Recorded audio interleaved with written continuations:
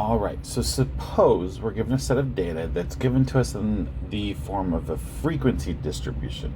In other words, it gives us some X values, some set of data, and tells you how often they occur. And we want to find summary statistics or maybe some other data distributions for that type of data.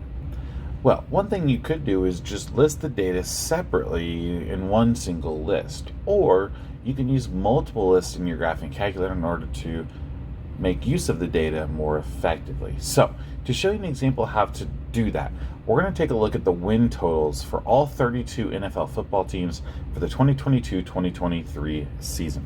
So, in order to do so, we're going to go into our stat menu and press the first option for edit. If there is anything in those lists, like let's say you had some numbers still left in here, as a reminder, you can always clear that by going up to list 1, pressing clear and pressing enter, and you can do that for any list where you have data. Now, for win totals for the 2022-2023 season, the lowest was 3. There were teams that had 3, 4, 5, 6, 7, 8, 9, and 10 wins. There were no teams that had 11, but there were teams that had 12, 13, and 14. So, for list 1, that's going to be the total number of wins for that season. For list 2, we're going to say how often that occurred. So, there were 2 teams that had 3 wins in the season. There were also 2 teams that had 4 wins, 2 that had 5, and 1 that had 6. And so keep in mind, the alternative to using this method is we could have listed 3 wins twice, 4 wins twice, 5 wins twice, 6 wins once, and so on. This is an alternative to that, which is much quicker to enter into your calculator.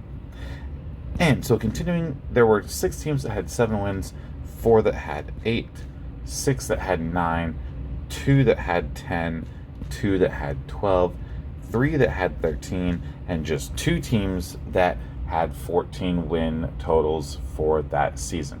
In case you're wondering, those 2 teams were the Kansas City Chiefs and the Philadelphia Eagles, who met in that year's Super Bowl. And you can probably guess who won that game.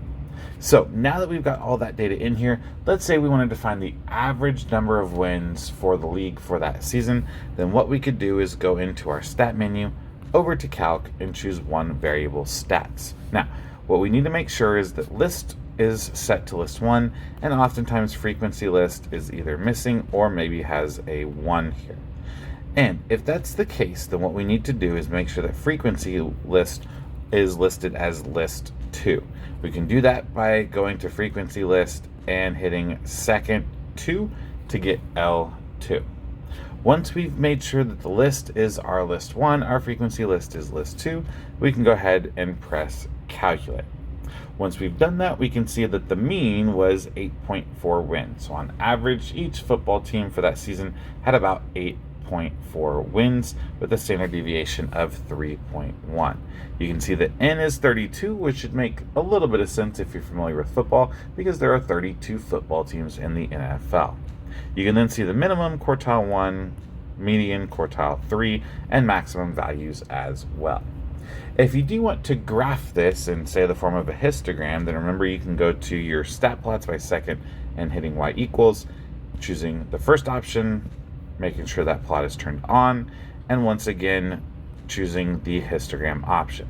When you come down here for X list, make sure that's list 1, and oftentimes again your frequency is either set to 1 or some other value. Make sure that that's your frequency list, which is list 2, and then you can press zoom 9 for zoom stat.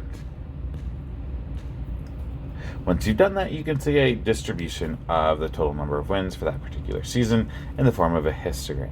If you'd rather do a box plot, then once again go to second and stat plot, just change your type to a box plot and make sure that you still have list 1 and list 2 as your options there. And then you can go ahead and once again press zoom 9 for zoom standard, and then there's your box plot for the data set. So that should make it a little bit easier to type in data, especially when it's given to you in a frequency chart rather than just the raw data itself. Thanks for watching.